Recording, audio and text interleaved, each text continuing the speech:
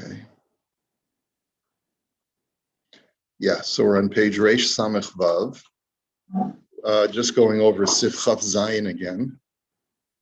So it says in Sif Chaf Zayin, Ve'eno Rishai le'echol ela mimasha osa. But this is the last thing we saw on Thursday.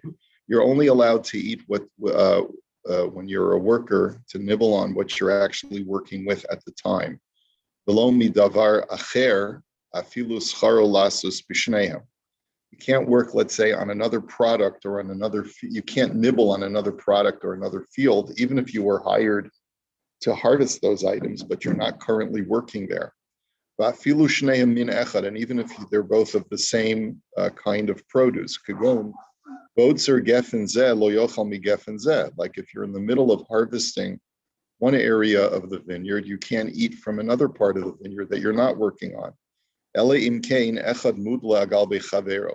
one vine is draped over the other vine, because then they're considered one. And if a person is pressing or walking in the wine vat, we'll talk about that in just a minute, before you actually have completed the pressing process, you can only eat the grapes, but you cannot drink any of the freshly pressed juice. Right?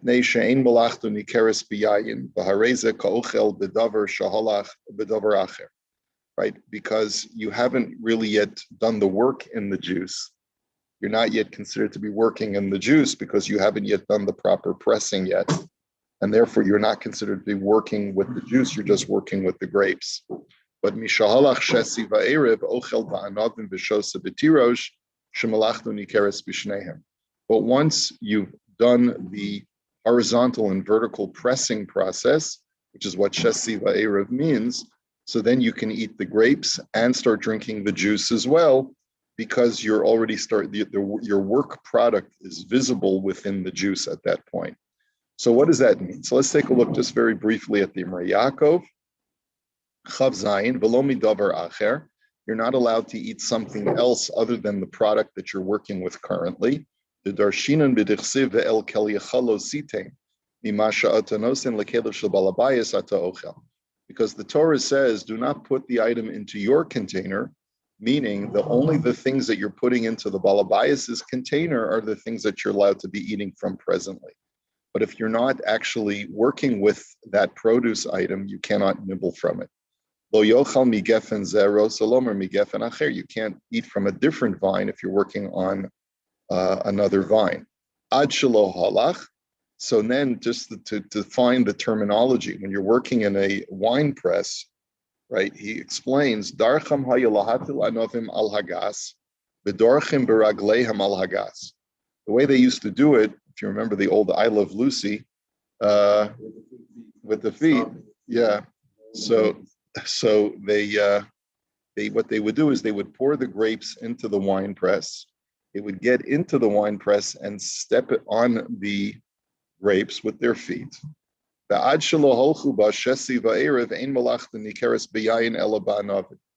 And you'd have to walk across the entire span, both vertically and horizontally. In other words, from one end to the other, and then from the other end to the other. And before you did that, your work product was not really visible in the grape juice. There would sometimes be a small accumulation of grape juice just by dumping the grapes into the vat, but before you actually start pressing them yourself, it's not really visible. And that's the reason why you can't yet drink the juice, is because it's considered to be you're just working with the grapes presently before you've started the foot pressing. But only after you've done the foot pressing in a really meaningful way could you start drinking the juice. Ooh, yes. The shosa b'tirosh, and you can drink the freshly pressed juice. As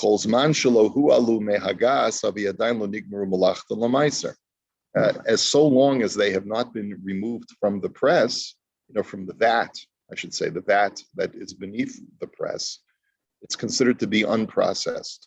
It's considered to be not fully ready to be tithed. And therefore, a worker could actually just take a cup, a ladle, and just drink to his heart's delight. Rashai lishtos mehen you, therefore you can drink from them. The Gemar Melachtan Hirak Mishiyani Chenu B'Chavios V'Yishla Hazagen V'Hachartzanen Me'al Pi HaChavis. He says the definition of when they're ready for tithing is when the wine is transferred into barrels, and you've removed the dregs and the pulp. The sediment and the pulp has been removed from the barrel. Okay. Let's go on to the next halacha. Behema shehi osa b'davar shehu ra livnei me'ayim. If an animal is currently working in the field with something that is harmful for it intestinally, in other words, it's going to give it stomach problems. Let's say, the sugar content of these grapes is going to harm the animal. So then mutter l'chasma, then you would be allowed to muzzle the animal. Shelo hikpida Torah ela al hana'asa v'harehi eina nehenes. He says, because the Torah just says you can't deprive an animal of getting pleasure or benefit from this product. And if it's going to get sick from the product, so then you're not, then you are allowed to muzzle it. I could imagine maybe there would be other, let's say you're working in a field where you're just trying to clear the field of weeds or thistles. And if the animal starts nibbling on the thistles, it could actually get injured by it. So.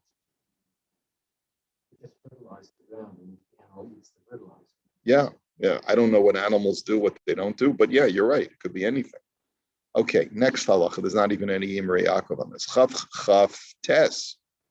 Asur lomar legoy chasom parasi v'doshba isha shelcha o malacha acheres shel goy. It is forbidden to tell a Gentile, go ahead and muzzle my animal, and then you can go ahead and use it to press the grain or to thresh the grain on the threshing, or any other kind of work, even if it's the Gentiles' work. Even if the Jew is not benefiting from it. Why are you not permitted to tell the Gentile to muzzle the animal? He says, because you are giving him the animal, and the animal belongs to you, and you're not allowed to have an isser performed on your animal. Okay? Just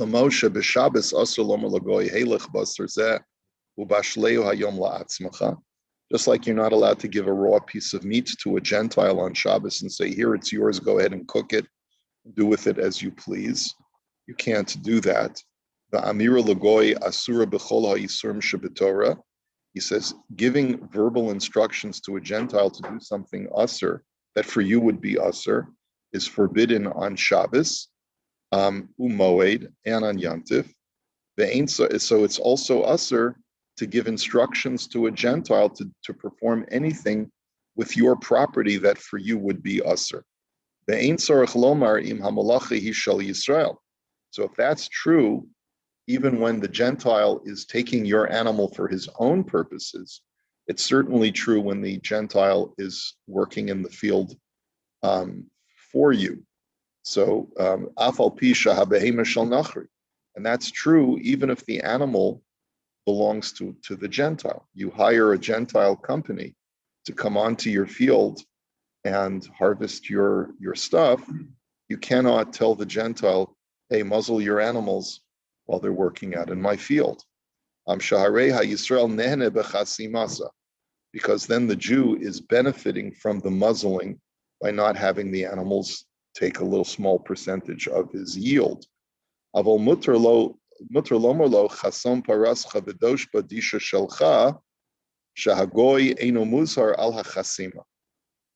you are allowed to tell a Gentile is if the animal belongs to a Gentile and he's doing the work for himself, it's perfectly fine for you to tell him, you may want to muzzle your animal, and if you're giving instructions to him how to farm his own land, say you put a muzzle on the animal.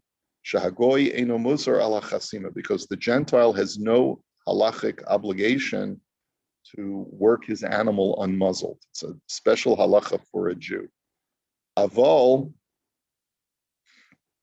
Yisrael asr lasos bepara chasuma afilu molechas hagoy v'hapara shel goy.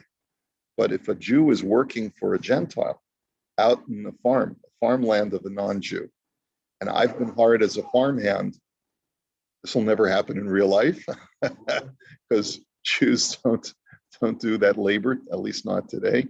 But there would have been a time, Jewish history, where Jews would hire themselves out as farmhands to work for a Gentile landowner. It's his field, it's his produce, and I'm just an employee. So I'm not allowed to, even if the employer tells me, muzzle the animal.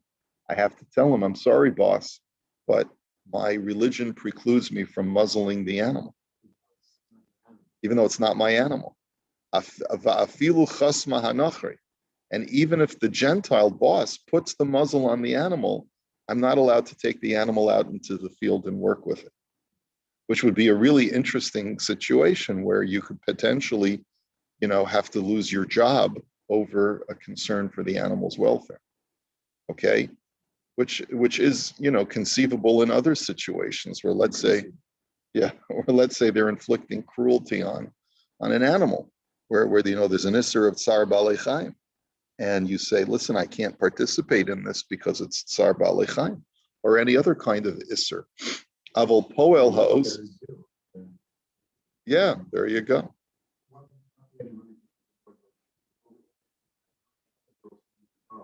Yeah. It's a real nisayon. It's a real test, right? Avol poel haosa eitzel hanachri, bein betalush bein b'mechuber, asr lechol shalomi das hanachri mimashu ose, kederch shehu sheochel mishel Yisrael. He says, now, let's look at it from the point of view of the worker. I am a Jewish worker. I work as an employee on a field. Can I nibble the produce of the Gentile while I'm working? So the answer is no, because just like the Gentile has no prohibition of muzzling his animal, he's also not commanded to allow his workers or his animals to nibble on his produce. So unless I get permission explicitly from the Gentile owner, I'm not allowed to take liberties and start taking grapes and putting them in my mouth. Okay? Shenamar reyacha below shel nachri. Because the Torah says that this halacha only applies to when you're working for your friend, and not, or when you as an employer hire a Jew. So this halacha that you have to let the worker or the animal nibble on the produce does not apply. It's not a Gentile's mitzvah. He has no obligation, and therefore, if you start nibbling on his grapes, you could be a goslin, right? Unless you ask him. Okay. So let's take a look at the Imrei Yaakov. Disha Shelcha.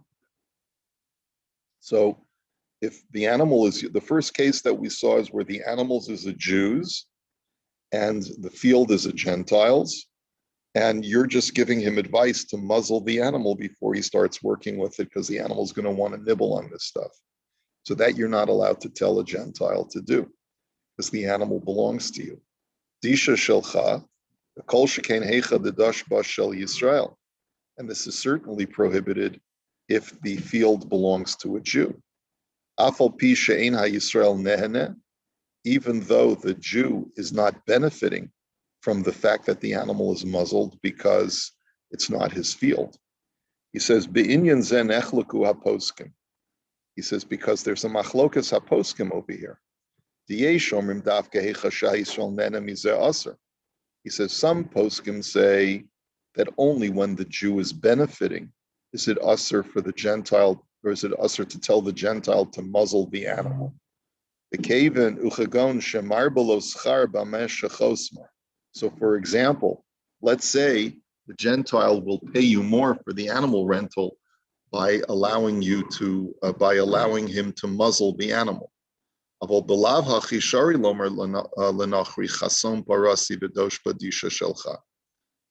if the Jew is not getting paid anymore He's not getting any additional benefit by his animal being muzzled.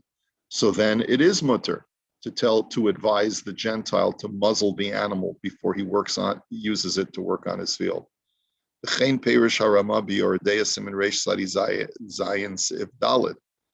that's what the Ramah holds. But the Shach disagrees with the Ramah. He brings a number of poskim who disagree.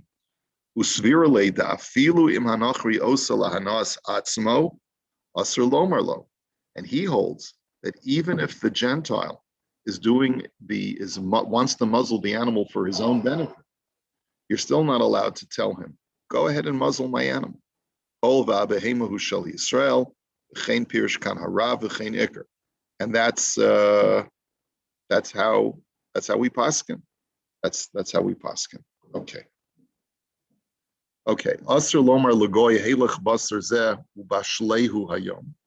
In a similar vein, you're not allowed to give a Gentile meat on Shabbos and tell him to cook it. What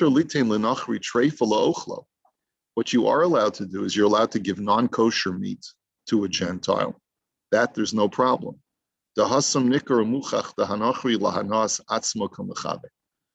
there it's clear that the Gentile is going to be taking it and perhaps also cooking it on Shabbos for his own benefit.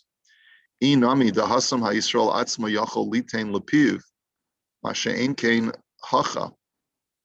says, alternatively, the Jew can feed the Gentile directly the non-kosher food. And so there's nothing wrong with giving him. I want to make sure that I'm understanding this correctly. Where this is from,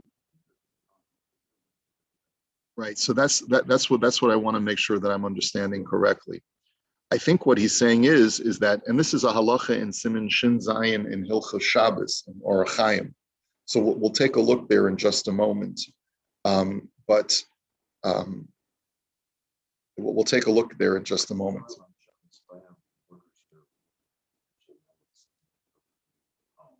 Yeah.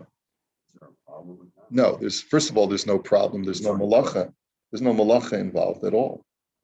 Just giving them food. You're not telling them what to do with it. You're not telling them to cook it or anything like that.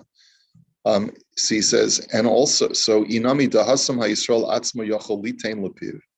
The Jew is allowed to feed the Gentile non-kosher food because he doesn't have any prohibition. Masha'enkin hacha oso davar shamar lenachri lasos. But when you're telling him to do something with food that belongs to you, hu enu yachol lasoso lachsom habehemo levashel b'Shabbos. So in other words, the thing that I'm not permitted to do is to tell a Gentile to do something with an object that if I was doing it for myself, I would not be permitted to do. So I'm not allowed to muzzle my animal, so therefore I cannot tell a Gentile to muzzle my animal. I'm not allowed to cook meat on Shabbos, and therefore I can't give a Gentile a piece of meat and tell him to cook it for himself. It's still apparent, right?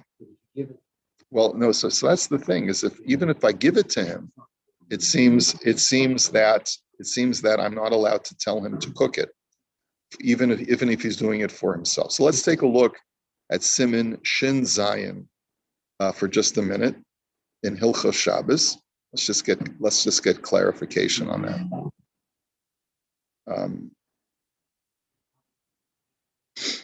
Give me one sec. 307.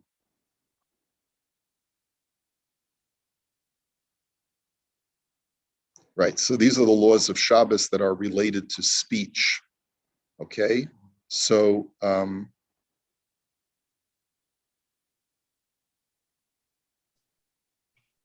please share. Yeah, I'll share it in just a second. I got to find it first.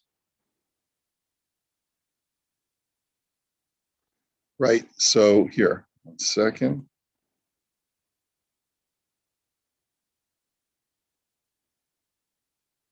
Mutter loses la'akum ma'os me'erev Shabbos liknos lo.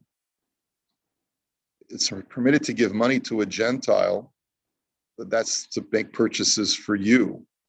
but as long as you don't tell him to buy it on Shabbos. Okay, hold on. This is all Amira L'Nachri.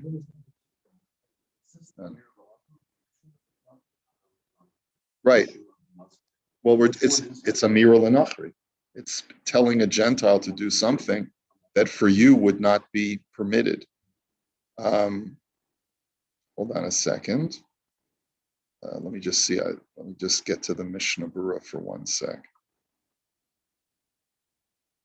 Because it's Mishnah Berurah. I am Ches.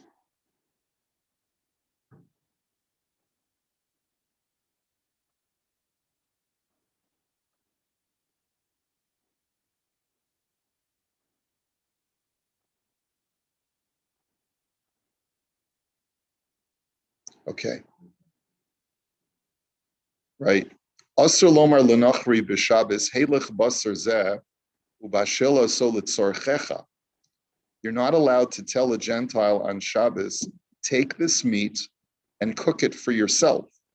Afilu ein mizonos olav, even if you have no legal obligation to feed the Gentile.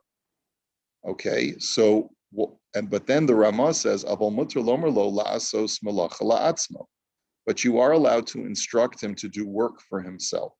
So what does this mean? So the Mishnah Berurah explains, Asr lomar le'enu Yehudi b'chulei. Dekeven sha'oso davar sha'omer le'enu Yehudi lasos b'shvil atzmo, hu eina yachol ba'atzmo lasos. Since you're telling a Gentile to do something that you yourself are not permitted to do, hu bichlal amira le'enu Yehudi shvus. This is all included in the rabbinical prohibition of speaking to a Gentile. Shvus is a rabbinical prohibition of telling a goy, giving instructions that involve malacha to a goy. The asur afal pi she'enu mishana Yisrael klal b'malacha zeh. And it's therefore asur even if you are not benefiting from it at all. The afal pi chein muter lomer lo la'asos malacha la'atzma. But you are allowed to tell him to do another malacha for himself. Kagon, sheyomer lo kach basar shelcha ubashel osalit sarchecha. Because what you are allowed to tell him is take this meat for yourself and cook it for yourself. Uchiyai gavna the kiven shelohaya davar me'olam shel Yisrael klal. Because in that situation, the meat never belonged to a Jew. In other words, if the meat belongs to me and I'm giving him the meat and then telling him to cook it, then it's asur. Because since the meat was within my purview on Shabbos, and if I were to cook it, it would be asur, then the rabbis included this under the ban of Amira L'Nachri to take, even if I give him the meat and give it to him as a gift, I'm still not allowed to tell him to cook it. But if the meat was never mine, says the Mishnah Berurah, and I happen to have a Gentile friend, and he says, do you know how to make, let's say, a certain cut of steak? What's the best way to cook it? Right? And he's asking me my advice.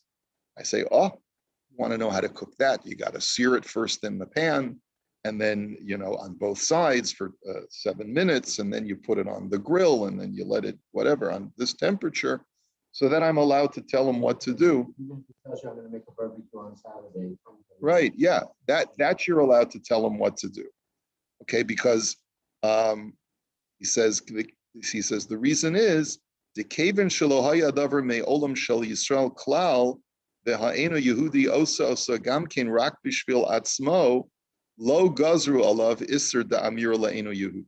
That was never included in the prohibition of saying something that is forbidden for you to tell it to a Gentile. So that's the distinction in halacha. That's a very, very interesting point. Let me just see if there's any other commentary here.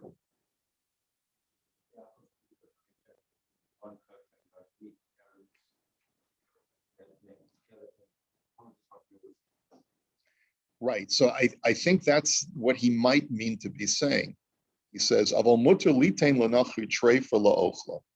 he says, you're allowed to give him a piece of treif meat to eat it because you're not telling him to do malacha with it. It's a different distinction.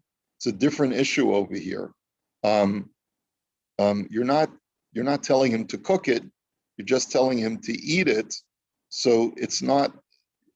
And the reason is the reason for that distinction. Just give me one sec. Let me see if there's any other bir halacha here. Right. See, let's take a look at the bir halacha for 1 second. Heilach basar zeh. Ayin b'mishnu brura, the kaven sha'oso davar. He says, since that thing that you're giving him, you could not cook it, you're not allowed to instruct the Gentile to cook it. Umuter litain la'eno Yehudi nevela b'chol levashel v'lechol. Like Lloyd, what you were getting to, that quotes that the Imrei Yaakov quoted this bir halacha. You are allowed to give a Gentile non-kosher meat during the week and tell him to go ahead and eat it. Dahasam lo shayach tam zeh, dahamuter gam ba'atzmo liten lepiv shel enu Yehudi. He says, because I'm allowed to cook that meat for the sake of a Gentile, and I'm allowed to even put it in his mouth. I'm allowed to feed him. I can literally feed him non-kosher food. He says, "Ba'ayin beprima gadim da'asr litein la'enu Yehudi basar v'cholav b'chol v'lomer lo bashel lecha." Prima gadim, however, says you're not allowed to give a mixture of milk and meat to a Gentile and tell him cook it. Why? Because that I'm not allowed to do. I'm allowed to cook ham, but I can't cook meat and milk together, even if it's not for myself, because that's included in the biblical prohibition. He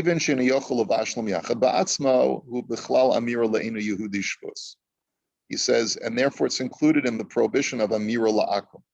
Now, Amira La'akum is a misconception. People think that Amira La'akum only applies to Hilchos Shabbos, but it applies, as we see from here, to other halachas as well. It applies even during the week. I can't tell a Gentile, go ahead and cook milk and meat together. I can't tell a Gentile, go ahead and muzzle my animal, right? Even though I'm not benefiting from it at all. Va'ayin shamod shemitzadei dehu hadin da'asur litain lo basar sheyavashel bichli cholebes ben yomo.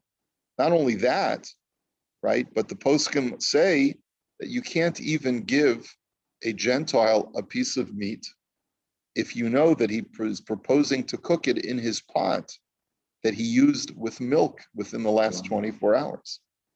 Because let's say the Gentile, you go over to your Gentile friend's house and you brought over a piece of meat for him to cook. But now you're instructing him how to cook it. He pulls out a pot. So you have to ask him, wait a minute, what was the last time you used this pot? He said, well, I used it last night. He said, what did you cook in it? And he's going to tell you, well, I had a cream of mushroom soup. Oh, wait a minute. I'm not allowed to be involved. I craft mac and cheese. So you can't be involved in allowing him to cook the meat that you're giving him in that pot because you're instructing him to cook milk and meat together. Because the flavor of the mac and cheese from last night's dinner halachically is still present. No, it's not. That's a biblical. Yeah. He says the reason is because you're instructing him to do something that if you were to do it, it would be an Isser Deoraisa. So therefore, you're not allowed to instruct him to do it, even though he's doing it for himself. Velo Yitzu Yerdin. No, you're not benefiting at all. You're not benefiting at all. Amira La'akum is usher even when you're not benefiting from it. The principle is I cannot tell a Gentile to do something that I myself would not be permitted to do. And there has to be some aspect of ownership involved in that process. So like we said, to tell a Gentile how to cook his own meat on Shabbos, I'm allowed to do. But if I give it to him, even though it's not mine anymore because I've given it to him as a gift, I'm not allowed to instruct them to cook it on Shabbos because it started from me. So that's a very subtle differentiation in the Isser of Amir L'Nachri. What about giving the raw meat on Shabbos? Do anything with it. You can do what you want with it. If you give him a piece of raw meat on Shabbos, that's totally fine. Because you're, again, like you said, You're not instructing him what to do with it. He says, "V'lo yitzur dino rak im etzaveu sheyavashel bichli zedavka." He says it's only a prohibition if you tell him specifically to cook it in that pot. The ilav hachi eno Yehudi ki kavod adaita denafshe kavod. Because if not, then the Gentile's doing it for himself. So if you just tell him, cook this meat in a pot, and he decides to cook it in a milchaka pot that he used for mac and cheese last night, so then that's not, and that's no longer the problem. You don't really have to ask him. Right. When, yeah, you don't have to ask him when to choose the pot last. That's true. That's a little